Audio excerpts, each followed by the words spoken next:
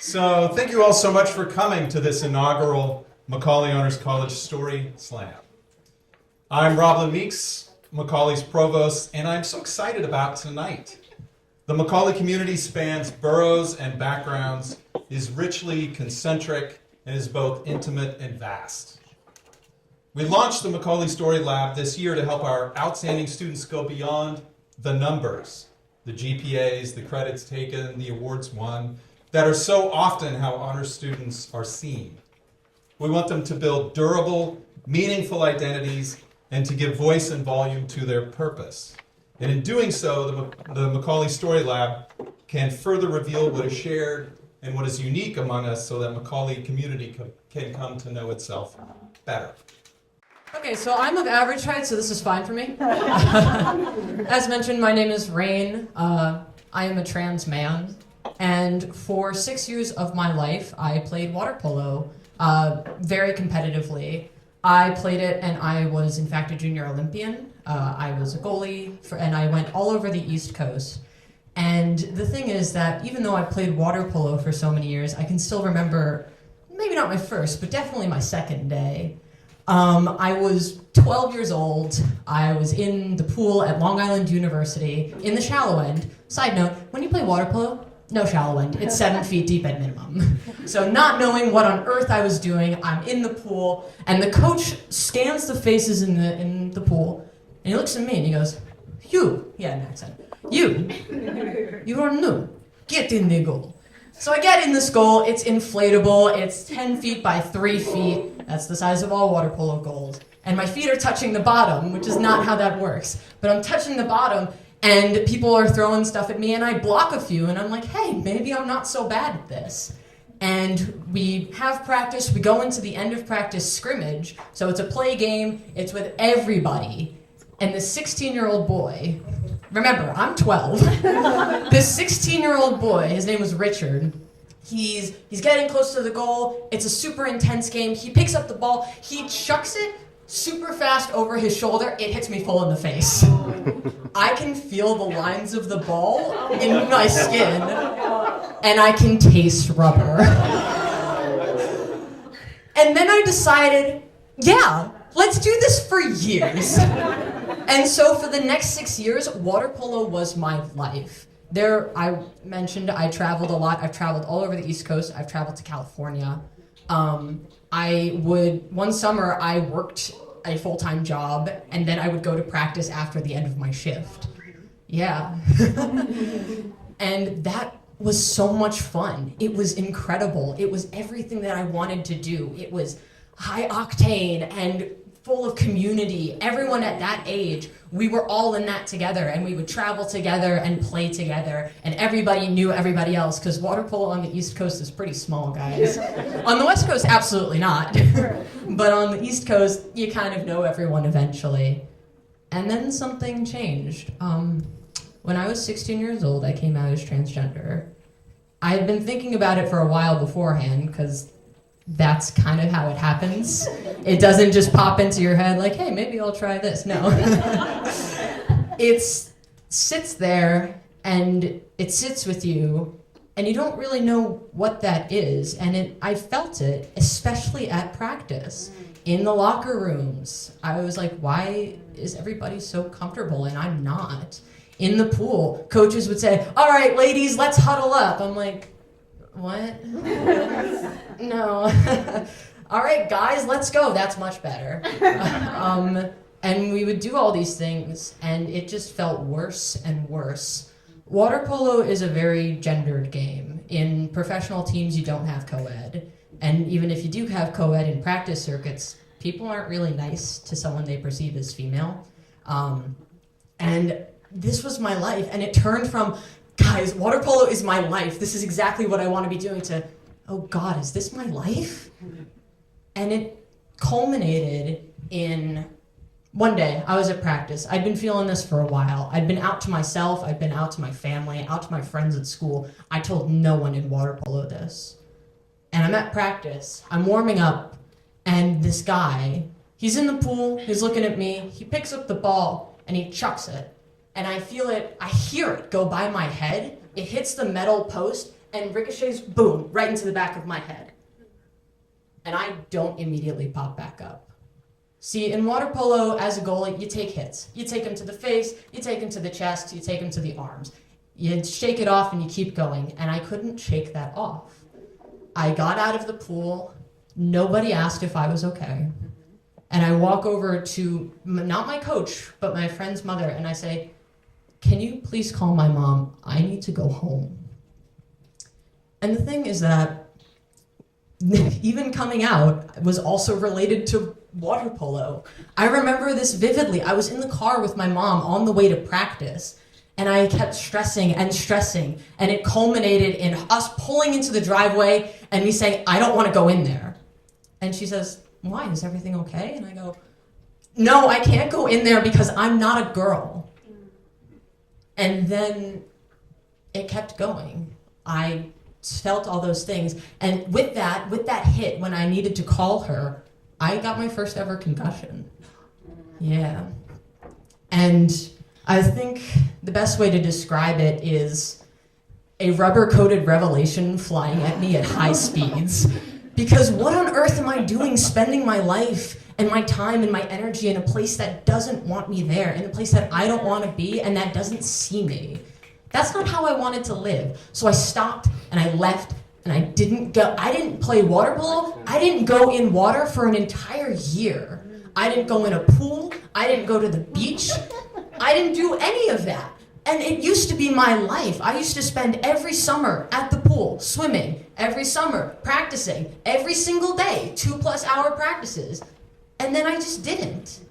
So you may be asking, well, what's the point of this story? And that's a good question. It's rhetorical. Don't answer, please. So after thinking of things and sitting with myself for a while and finding people who care about me, finding people who know me for myself, who always refer to me as Rain and say, "What's up, man?" Or, "Hey, how's it going, dude?" Those aren't the only things that make up my identity, but it feels so much nicer to be seen as who I am rather than having to prove it to someone who wants to hurt me for not being that. So, this past summer, I had a job as a swimming instructor at the pool where I learned to play water polo.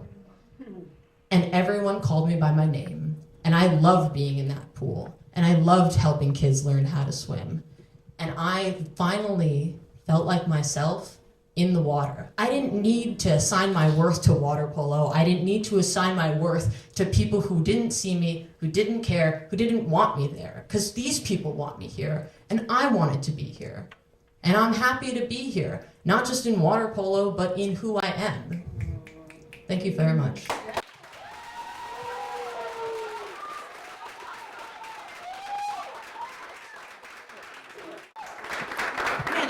I was tall until I got to this mic. Can you guys hear me okay? I can't see anything, but I'm just gonna pretend that you're nodding your heads.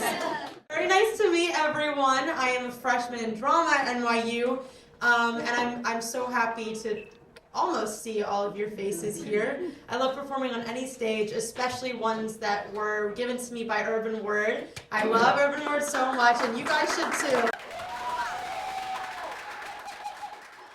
A lot of my work has to do with my culture. It's a really big part of my life. And being from the South, I spent a lot of my life kind of shunning that part of my culture, regarding myself as anything other than Indian. And then over time, I was like, well, everyone is going to perceive me that way regardless. And it's something that I should be proud of because it's something I know a lot about. It's something that's intrinsically rooted in everything that I write about and perform. And it's something that not a lot of people talk about. So it's important for me to perform it if no one else is going to. This poem is a testament to that. It's about my grandmother. Seeing that she recently lost her husband, and I appreciate my grandfather and my family back home very much. Though I don't get to see them terribly often, they're always in my thoughts and always in my prayers. So if we could take a moment for my grandfather before I start this poem, I'd really appreciate it, and I'm sure he does too.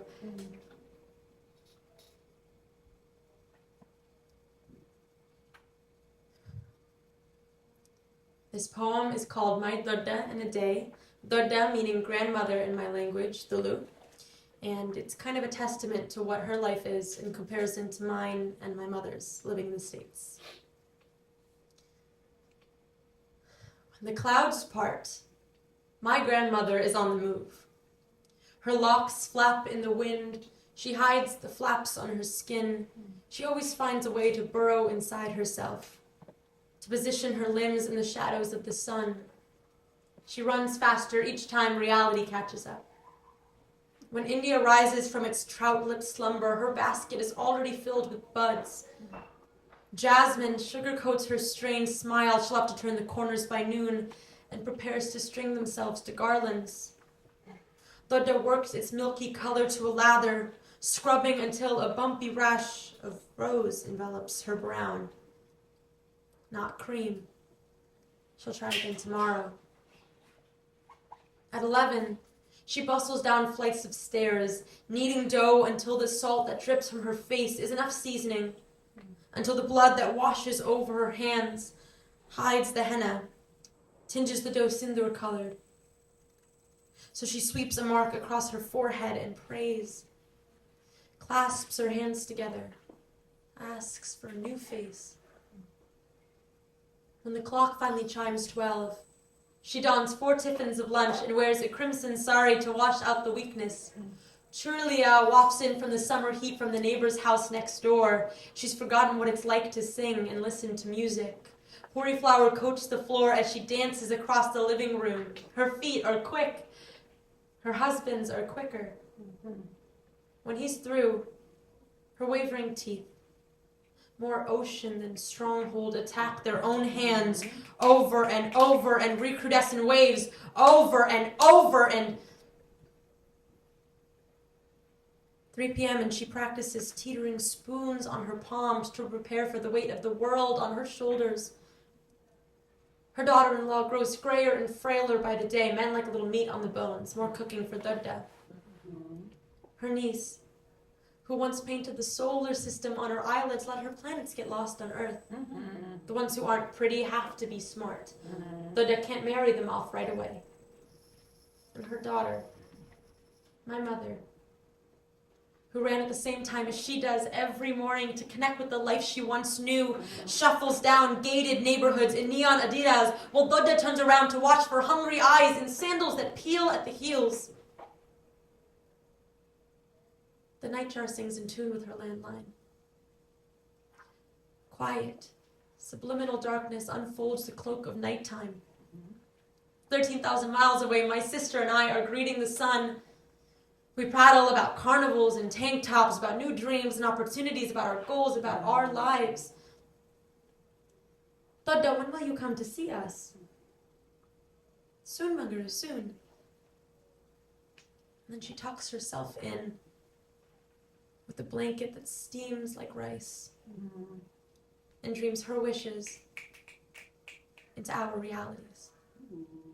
Thank you, guys.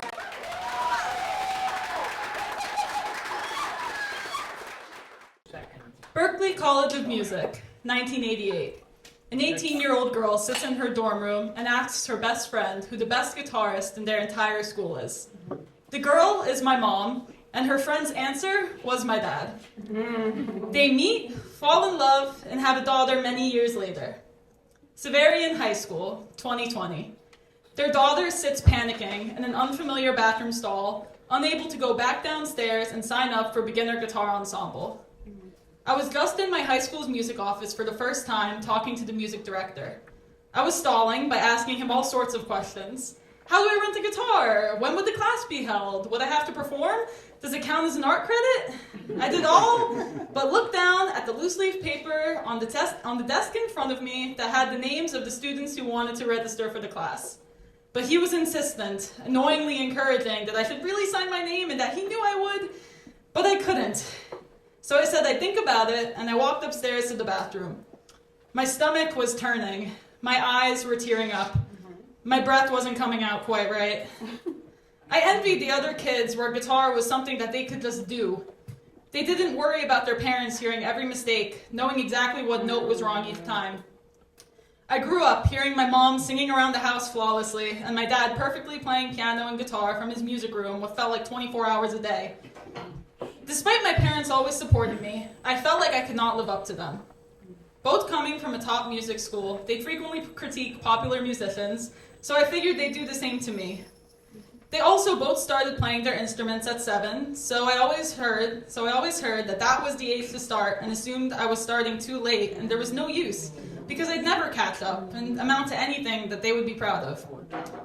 While I stood in that bathroom stall, I thought back to how when I was 7, I couldn't even go into my dad's music room and practice on his piano because I was terrified of my parents hearing me play. During my first piano recital, I started crying after playing only a few notes of my piece and walked away.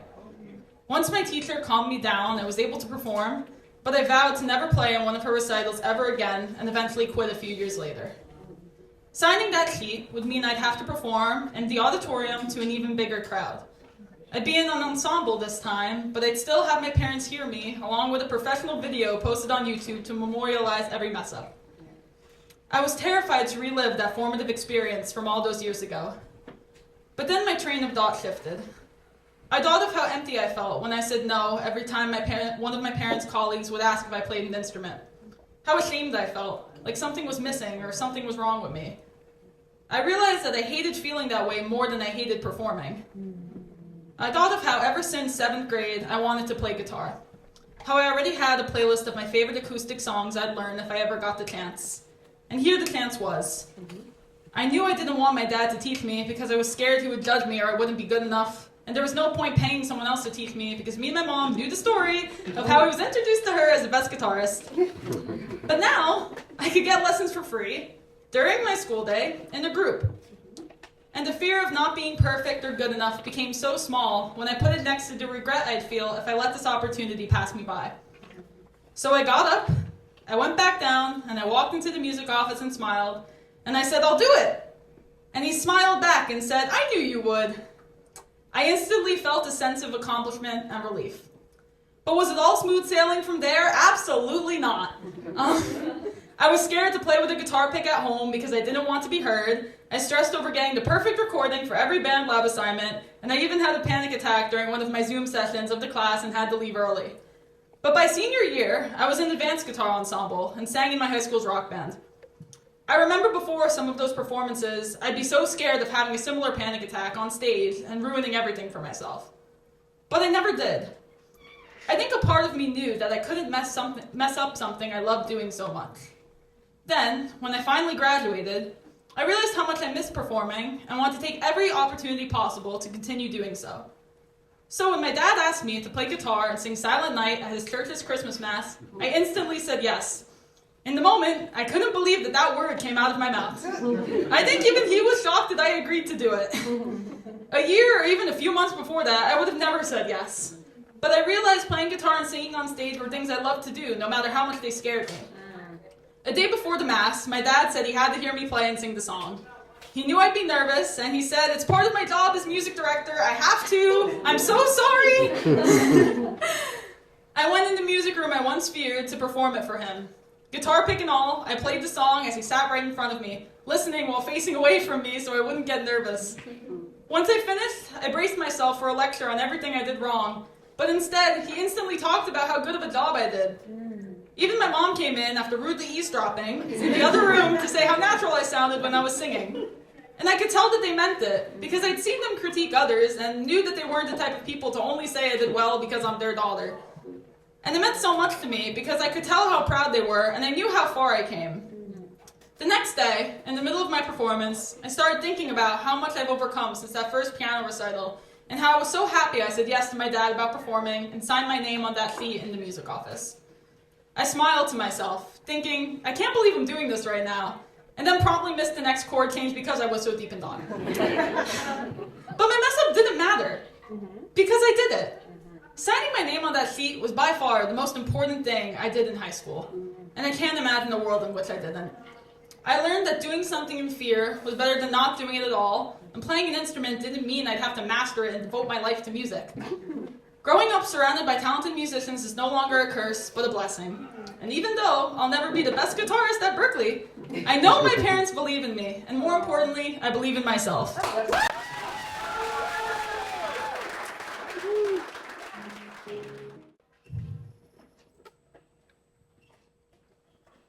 When my mother's family left their country in search of a better life, they moved into an old apartment in Brooklyn. It was a one-bedroom, the kind of space that carried the echoes of shared walls and life, unfamiliar to those raised behind iron curtains. In that bedroom, my mother, her brother, my grandparents, my great-grandparents, my grandfather's 5 sisters, their children, and their children's children. The rest stayed back home. Years later, some moved out, some passed on, but the core remains. My grandparents on the 3rd floor, my uncle on the 5th, and my great aunt on the 7th. I would mediate between them, native and the product of my own environment, paint peeled like old ideologies, and silence was no longer a mandate, but a choice. Every Friday, I'd go to my grandparents on the 3rd floor for Shabbat. I'd be sent up to the 5th floor to bring food for the table, and then back down. Never the 7th. My grandmother and her sister were locked in the Cold War. My great aunt wouldn't come down unless her son was invited, but he'd long since moved to another country. One of smoke, streets, and forgetting. So she stayed upstairs, with boarders, plates full, but not complete. Fridays became weekends. I'd go to the 3rd floor to hang out with my cousins, or as I'd call them, spirit siblings, and we'd play Mafia. I was always the nurse, but I could never save anyone. One Demas committed catalepsy, thinking if he played dead, he would wake up and be the last one standing. But we beat him with spades and yelled that he can't cheat fate. So he got mad and went to the 5th floor to play with Mafia, along with my uncle's baby. But she couldn't hold the cards, so we brought him back to the 3rd. It became muscle memory. 3rd floor, 5th floor, back down. Never the 7th. I wanted to go up to the 7th floor to see my great aunt, to bring her back to her second home. But I could never go past the 6th floor. With boarders, my plate was full and not complete. Weekends became weekdays, and I'd receive a call. It was my grandmother. Her, alongside my mother, her brother, my grandfather's 3 sisters, their children, their children's children, and their children's children's children. They were all on the 7th floor. My great aunt was murdered by her son. The son who'd been swallowed whole by smoke, streets, and forgetting. It was after everything ended that I went to the 7th floor alone. But my great aunt wasn't there. She was brought back home.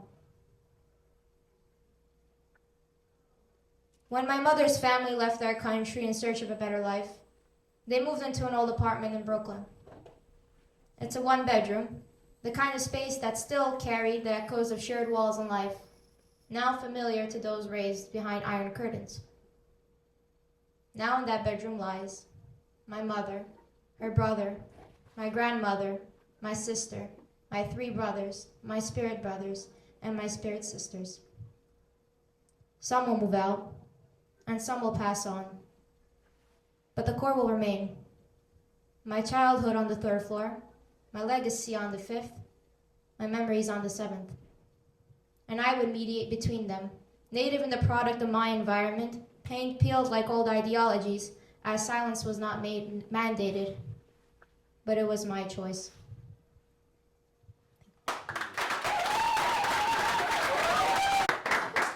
Ooh, yeah, this is a little tall for me. It took playing a man for me to embrace my femininity. And it all started with a haircut that made me look like Dora the Explorer.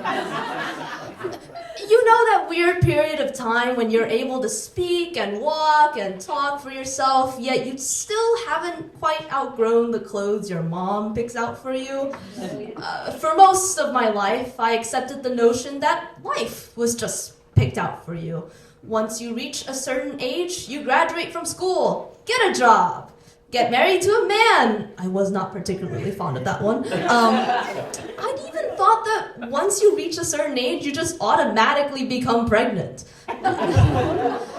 Everything until then should therefore remain the same. My clothes big and baggy to hide the shape of girly shoulders and waists. My hair fitted into a neat ponytail. I outright refused haircuts. Friends from middle school would try braiding my hair, and I would just remember the visceral urge to make them stop, to make them understand that I can't change anything about my hair, not even loosening it from its ponytail. Because if so, then I'd mess something up. I was too girly with my hair down, and I don't know what I'd be if I cut my hair. I would no longer be playing the Kristen that I've been embodying for like 14 years of my life. But what if I was playing someone else? The opportunity came after coming back from a sophomore year of high school quarantine when I got to direct a show, and suddenly we were one actor short. It was a small male role, and I wrote the script. Why not, right? For the sake of the theater, I decided to cut my hair. There I sat in this cramped salon managed by a Korean lady. Down our neighborhood block, it was such like a small, muddy place. You don't want to know. I could hear the scissors snipping behind tightly closed eyelids. I couldn't bear to see all the minute changes that were happening. One big change, the before and after, that was enough. So when I finally opened my eyes, what was staring back at me was unexpected. It was ugly. Short hair, I had said, but my stylist had taken the liberty on everything else. Her thick Korean dialect flew right over my head, something about how the round curves of this style would fit my round face. Sure. When I looked at myself in the passenger car mirror, I felt a strange sensation bubbling up. I ranted to my mom. I look like Dora! Or that one guy from the Lorax movie. I violently shook my head at the option of telling the stylist that I wanted to change it. My mom just laughed and told me, next time then. I was taken aback by the strength of my own feelings. And yet, it was so different from the visceral fear from middle school when friends would try braiding my hair. Instead, I felt dissatisfied, disgust, a bit peeved. And it was freeing. I had convinced myself that I'd never really cared for how my hair looked. It was the same, and that's all that mattered. But now, for the first time, I wanted to cut it again. Yeah, next time, I thought, I would specify that I wanted a male haircut, please, cut above the shoulders and closer to the ears. I was sure that I nailed the art of getting haircuts. The next haircut made me look like a Karen. Okay, maybe third time's the charm. Along the way, I learned the differences between Asian hair and curly hair, and how Asian hair will poke out sideways by the ears unless you glue it down with gel. I started to have more emotions towards my hair. Frustration, the fact that my hair reacts badly to gel. Envy at my friends who found a wavy haircut to frame their V-shaped face.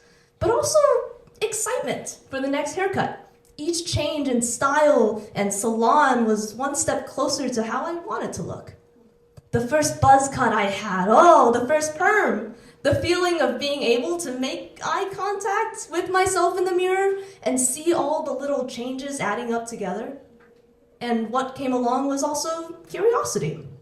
Not just for my hair, but for my clothes.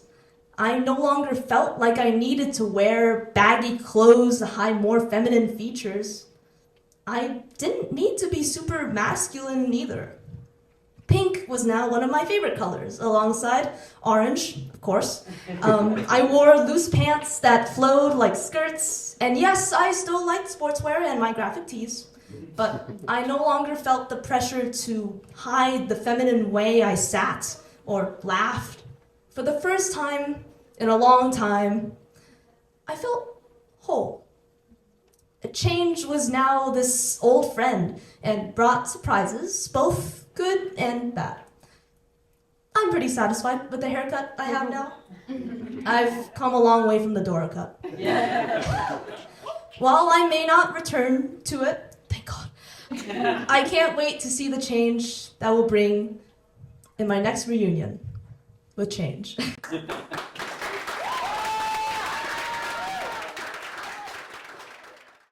If you guys get jacket deja vu, it's because this is Rain's jacket. So thank you, Rain! So, if somebody joins their high school's jazz band on their own accord, you would probably expect them to want to play in it, right? Wasn't the case for me. I joined in my junior year, completely of my own volition, and I had been playing the piano for 3 years. I loved everything about it. I still love everything about it. But what I love the most is jazz. Jazz improvisation specifically, and getting to solo. To make a song your own, to play in the moment, feel the music, make something that's never been played before. I wanted nothing more than to be able to do that. But it's not easy. It's not easy. It's on the spot. And even though I loved it so much, I wasn't always very confident in my ability to be able to do it. You know, there was another piano player. He was a senior, he was more experienced, he was confident, he did solos all the time, so that didn't help my feelings of inadequacy. And I would hide behind him. Whenever my teacher would ask, hey, so you want to do a solo this time? I would just be like, no, he's got that. He's fine. And so I didn't. Even it got to a point where even he was like, come on, like, just do it. I was like, it's not that easy. It's easy for you. But so fast forward to the winter concert, which was our biggest one so far. I still wasn't performing a solo, but I was performing. So I'm up there doing one of my songs, and as I was there, I became very aware of the large audience that was in front of me. And it was pretty large. And in that moment, I kind of froze up. My hands, they wouldn't play. I didn't know what I was supposed to be playing anymore. I felt really just like I did not deserve to be on that stage. I wasn't good enough to play on that stage. And so in my panic, I was playing on a keyboard, kind of like that one over there. And in the corner of that keyboard, there was a little volume dial on the edge. You know, the volume dial's there, it's sitting there, very tempting, so I took my quick little opportunity and I just kind of turned the volume all the way down. Now I'm a great pianist. If you're in the audience and you're watching me, I look amazing. I'm playing, I'm like, oh my God, yes. I'm loving this. I am the next Mozart. Or in terms of jazz, it's, I don't know, Thelonious Monk, somebody. And that was my way out. That was my little creative way out. And sure, it was, but I regretted it. I regretted running from something that I loved so much. And, you know, I kept that fear with me for a while. I never did a solo in that class. I kept being asked, but I never did it.